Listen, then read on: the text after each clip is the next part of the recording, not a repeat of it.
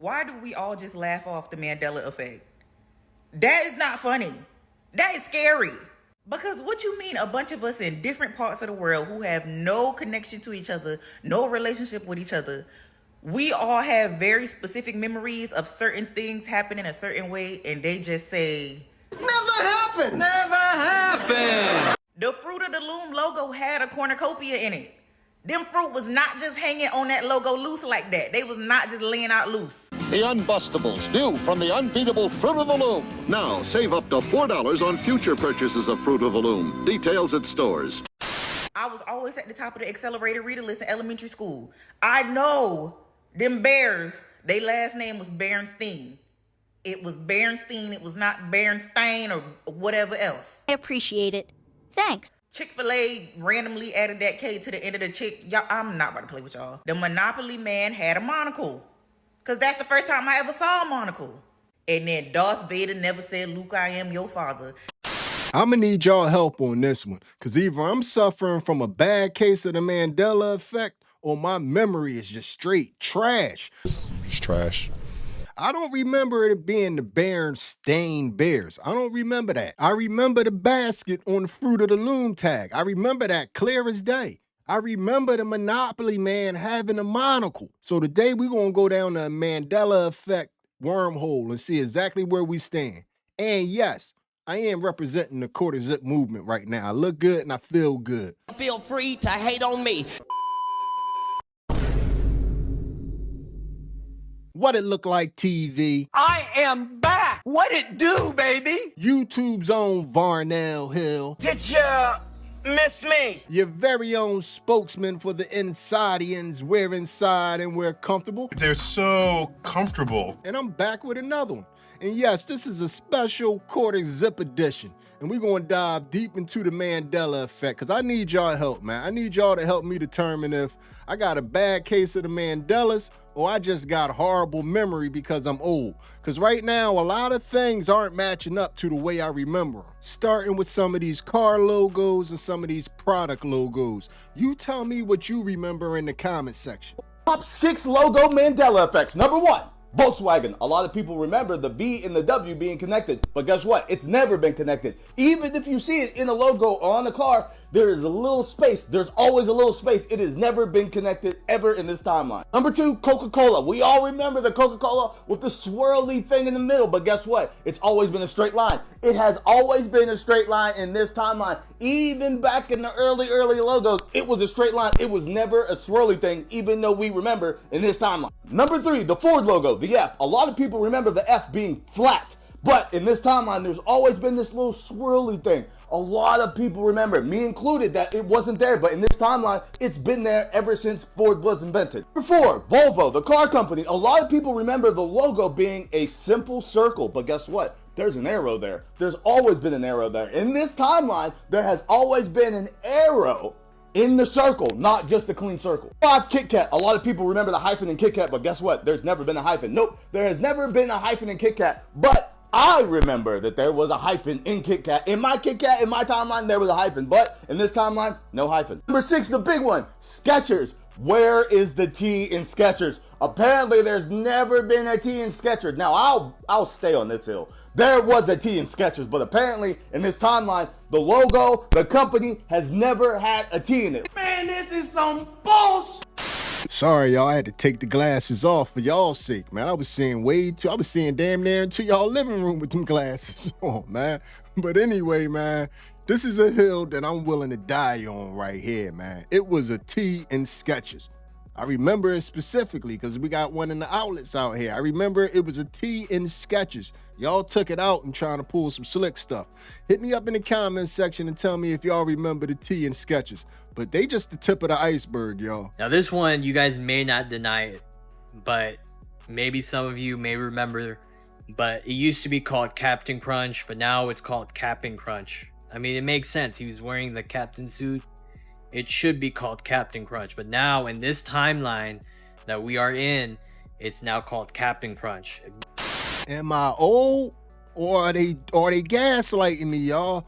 I remember Captain Crunch. I remember specifically Captain Crunch. Okay, all my Gen Xers, I got a good one for y'all. When we used to go to the mall back in the day, the old shoe store Payless. Payless. What was their full name? What was Payless's full name?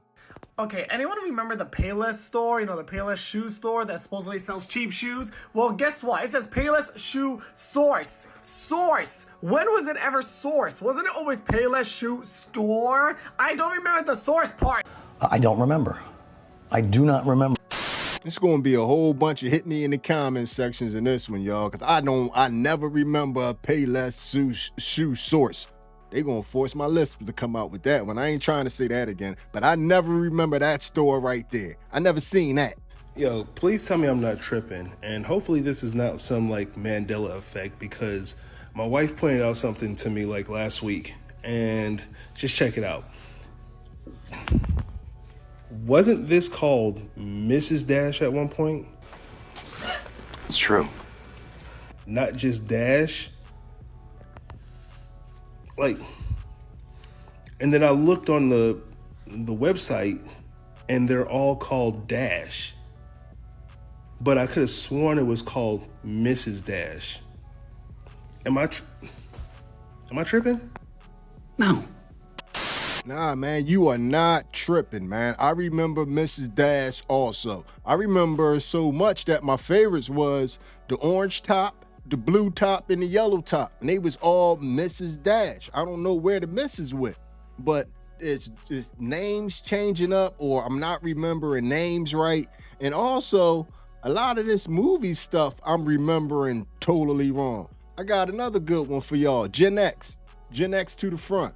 I need y'all to tell me who directed White Men Can't Jump. Really listen to me. What? White men can't jump. Who directed that movie? Because I thought I knew, but obviously I'm dumb. I had no idea what was going on. Who directed White Men Can't Jump? Spike Lee?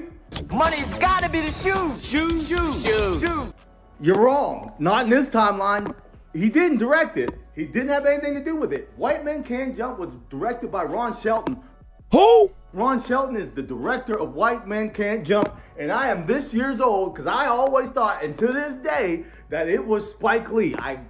You cannot, this whole time I thought it was Spike Lee. Now, they made a remake to White Man Can't Jump. Where was I at? Where did this come from? Who asked for this? I didn't believe this so much that I had to Google it. And when you Google it, he ain't lying.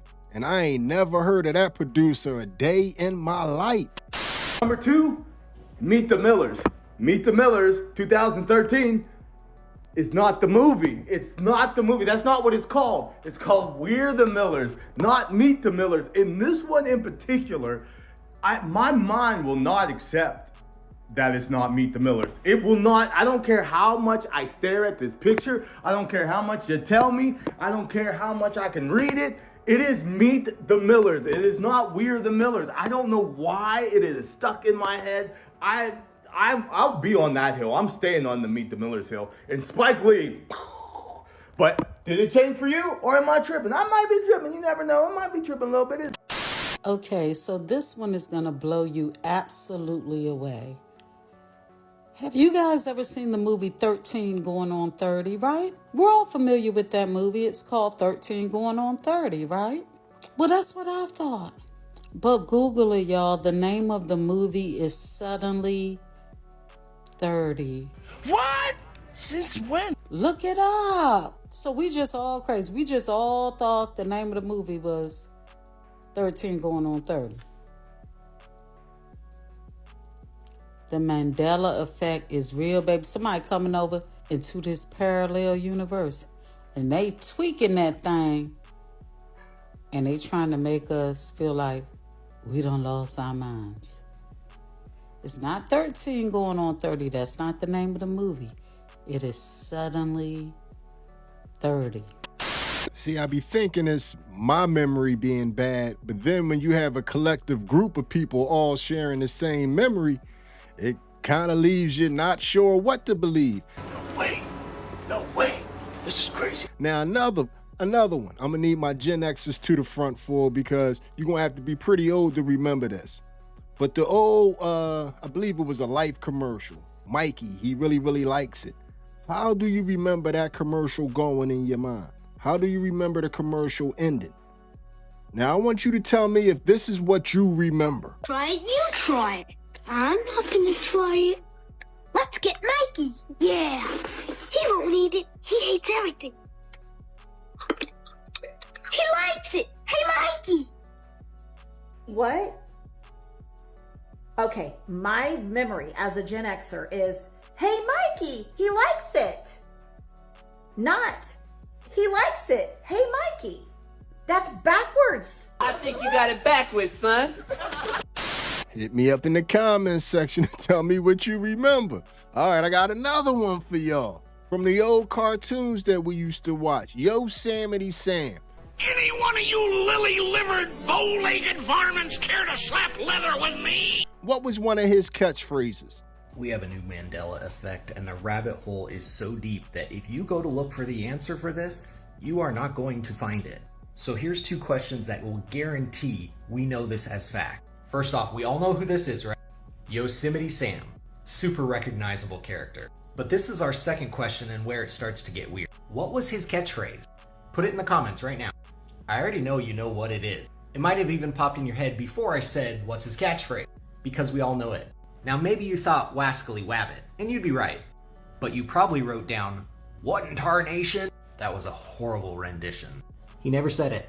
Never said it. So here's the rabbit hole. I watched this show growing up, and that's where I learned the word tarnation from. Google even says it's a popular expression associated with the character, but it also says it's largely considered a Mandela effect because it never happened. So why do we all remember it?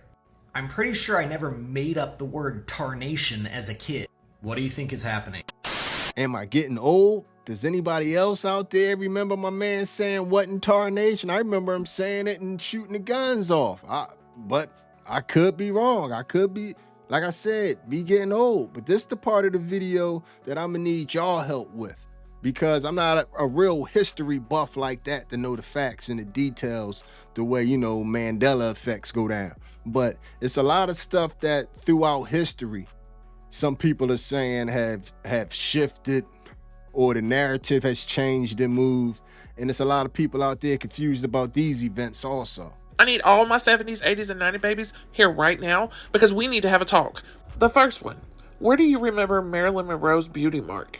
Because as far as I'm concerned, it's always been right above the left part of her lip. And I can remember that because I have the Madonna piercing, which is on the right side. The Monroe is on the left. But baby, if you think her beauty mark was always on the left of her lip, baby, you're wrong. Because I went and took a gander because I didn't believe it myself. There ain't no way her damn beauty mark is on her damn cheek. It's on her left lower cheek, y'all. Do what? You got to be bullshitting me. It says that she had a mole on her left lower cheek. The mole disappeared and was replaced by a mole on her chin. Who does that? Now you know damn well Marilyn Monroe never had a mole on her chin. Give me a damn break. What the hell y'all trying to pull over on me? It's always been right above the left part of her lip. I don't know, and I don't care what you say. I know I'm right. And I'm willing to die on this hill. This ain't right, this ain't right, this ain't right. Who the hell gets their damn cheek pierced? Who gets their lower cheek pierced to get a Monroe piercing? Because it says right here, the Monroe piercing mimics Marilyn Monroe's beauty spot. Yeah, it does. It's on the upper lip on the left side. It ain't never been on the left lower cheek. What the hell, yo? Now, if y'all look up there in that black and white picture, she got a damn mole on her chin, and she ain't never had a mole on her chin. So you're telling me that her mole disappeared above her lip and went to her chin? Okay. All right. We'll go with it. That's just the first one. Wait till you hear this one. When you were a kid and you watched 101 Dalmatians, what did Cruella de Vil's coat look like? If you were on my timeline, this is what it should have looked like. I know that I remember her coat being white with black spots, just like them damn dogs. And the reason I remember that is because I always thought that she made that coat out of them dogs' fur, and that's why she was looking for them dogs and wanting them so bad. But apparently, this is what her coat looked like. It never had black spots. Say the what? I know damn well you lying about this one. This is not right. Period, point blank, it's wrong. I do not give a damn who says what.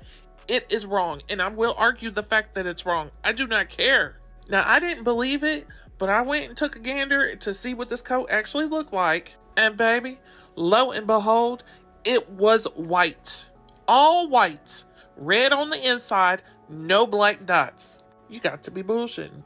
You got to be like, no, I refuse. I flippin' refuse. They just gonna tell us she had a white coat like we don't know no damn better. Okay. This one pisses me off because I know damn well she had a white coat with black spots. The movie is called 101 Dalmatians. What do Dalmatians look like? They're white with black spots, right? So it only makes sense that the villain of the movie, who is trying to steal the dogs, has a white coat with black spots. Why the hell would Cruella de Vil have an all-white coat? Just why? She wouldn't. This last Mandela effect I got for you is gonna piss you off. Especially if you're an 80s or 90s baby. So for this last Mandela effect, it involves the original Nintendo system. And if you are anything like me and you played these games many times, how did you get this game to play? Did you just stick it in and it played? Or did you stick it in and push it down and it played? Me personally, on my timeline, what we did was we put it in, we pushed it in, and we pushed it down to get it to play. There was no way possible that you could just push it in and it would play. No. But apparently, the only way it would play is if you just pushed it in. You never had to push it down. Say what? My entire childhood when I played this game, you had to push it in and push it down. This makes no sense at all. What happened? When did this change? I don't know what's going on, but I want to know what y'all remember. Because I know I'm not the only one and I know I'm not crazy. So please let me know what you remember below. I never remember Marilyn Monroe having any type beauty marks on her cheek. I thought it was the lip like where the lip piercing was. That's why it was called a Monroe. So I wasn't the biggest Marilyn Monroe fan, but I can't imagine where you would have a piercing where the beauty mark wasn't. And I always, in my mind, I remember it right there. So I can't really tell you on that. But the Nintendo thing, I can tell you that you had to push the game in and down. And some of them, you just had to barely push them in and down because, you know, Nintendo's, the games always, you had to play with them and know exactly how to put them in there to get them to play. I remember specifically that you had to push down on the Nintendo. But some of this is, I think I just went too deep down the wormhole. When you got to jog your memory as much as I jogged my memory putting this video together, you don't know what's up, what's down. So I think I'm gonna have to step back for a couple days, then rethink on a lot of this stuff. Because right now, I'm not even remembering Thanksgiving the right way. Because it's a lot of stuff that's not adding up about Thanksgiving. So with Thanksgiving around the corner, here's 3 Mandela effects for Thanksgiving. 1, Stouffer's stovetop stuffing. It's not Stouffer's, it's always been Kraft, but everybody remembers it being Stouffer's stovetop stuffing. The second one, pilgrims do not wear buckles on their hats. You want me to be the turkey? Yeah, come on. You want me to be the turkey? Yeah. I don't think so. How is that possible? I remember coloring pictures when I was little of pilgrims and they all had buckles on their hats. And the number 1 Mandela effect for Thanksgiving that everybody's tripping out on is the date. Because so many people remember Thanksgiving always being on the 3rd Thursday of November. But apparently it's always been the 4th Thursday of November. I remember Stouffer's stovetop stuffing. I can't even front. I remember that specifically. They messing with us with that. Kraft may make some also, or they may have bought them out or something, or they may took the name. I don't know. But I remember Stouffer's stovetop stuffing, and a lot of other people do too. But the Thanksgiving used to be on the 3rd Thursday. It's really blowing a lot of people's minds on TikTok. That's causing a whole bunch of debate.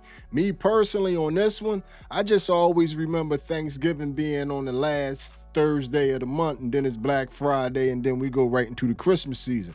But a lot of people are remembering it totally different. Not crazy. Since when has Thanksgiving been on the 4th Thursday of the month? It's always been the 3rd. Always. I have found my people. In my mind, Thanksgiving has always been on the 3rd Thursday. But lo and behold, last year I wake up and it's on the 4th Thursday. Like, what? So I posted this video around this time last year. Cause I knew. It's always been on 3rd Thursday.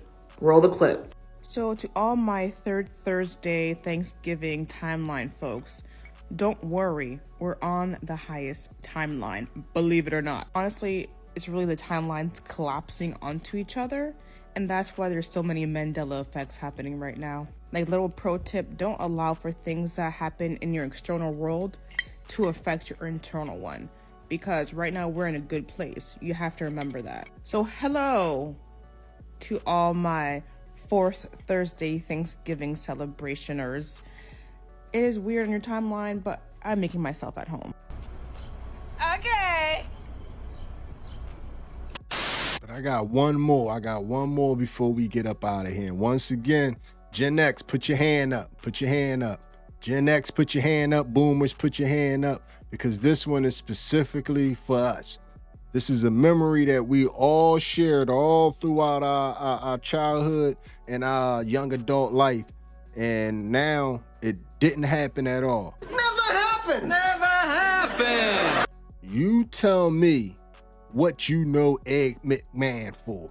What was Ed McMahon famous for? And I'm not talking about no game show BS. I'm talking about, what do you remember Ed McMahon being most famous for? From the Prize Patrol with a fun fact that may surprise you. Did you know that the late Ed McMahon never worked for Publishers Clearinghouse? Never happened! Never happened!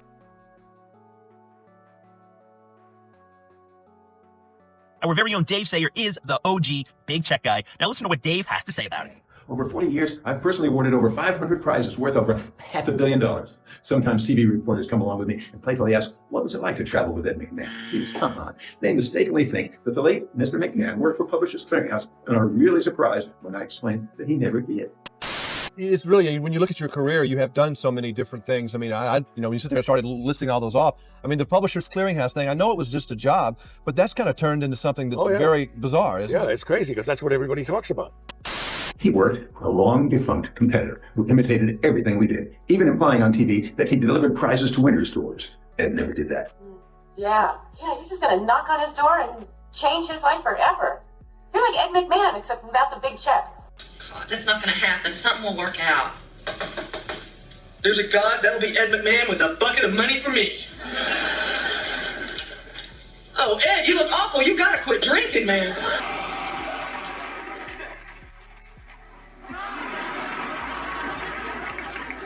Who are you supposed to be? Who am I? I'm Ed McMahon. You won our special Halloween jackpot. Ed never did that. Now check this out. You win $5 million from the Publisher Sweepstakes, and the same day that big Ed guy gives you the check. Hello? This is Rose Nyland. What? That was I'm one of the winners of the Publishers Clearinghouse? Ed McMahon wants to see me right away? Ed McMahon never worked for Publishers Clearinghouse? A bullshit? A bullshit? A bullshit? A bullshit? I can't even front, y'all. That's a tough pill to swallow. That's a tough pill to swallow. I'll put the Google back up again to show y'all, man. Supposedly he had nothing absolutely to do with National Clearinghouse, but I cut that short. That goes on and on and on and on and on of people associating him with Publishers Clearinghouse. So I don't know how that wasn't cleared up, and I don't know how we was just all allowed to believe that, but I don't know. But anyway, man, like I said, and I asked y'all at the beginning of the video, hit me up in the comment section and let me know, am I just old? You're old! So old! Or do you have some of these same memories and things are just a little weird, just a little off? You know what I mean? Because I can't be that damn old because I'm misremembering a lot of stuff. So before we get up out of here, I don't usually do this, but I'm gonna ask everybody that's still hanging around right now, drop a comment, share the video, If you're not subscribed yet, subscribe. I think YouTube a little mad at me because I refuse to sell y'all anything. I refuse to turn the channel into the Home Shopping Network. They want me to tag a whole bunch of items and stuff, and I'm not going to do it. So help me out. The algorithm's trying to fight against me, so let's fight against the algorithm. And I appreciate everybody for hanging around this long. But this video is going to end like all the other videos. Hit me up in the comments section and tell me how you feel about everything you have just witnessed. Tell me how you felt about what just happened there. And if you made it to this point in the video, you are my MVP. It was a stone groove, my man. I'm out of here. Mandela effect is not the result of parallel universes converging upon each other, and it's not the result of time. You want to know what it really is? It's a social experiment, a psychological experiment, a psyop, if you will. And the point of it is to get us accepting that some of the things from our past aren't the way we remember them. And they start small, like changing the spelling of a childhood book we used to read, like changing the image on a brand of some clothing that we used to wear, like changing a movie line that we all think we clearly remember. And once we're accepting that all of these things are the way they said they were and not the way we remember, that's when they're going to start changing the big stuff. And that's the end game. They are conditioning us to forget our past and be accepting of the past that they tell us we had. Before you know it, your kids' history books are going to describe events that happened in the past in a different way than they actually happened. Or it may completely erase events that did happen. And you know what? At this rate, we're going to be accepting of it. We are going to say, maybe I just can't quite remember things clearly. Maybe that is the way it happened. And that's the purpose of this social psychological experiment called the Mandela effect.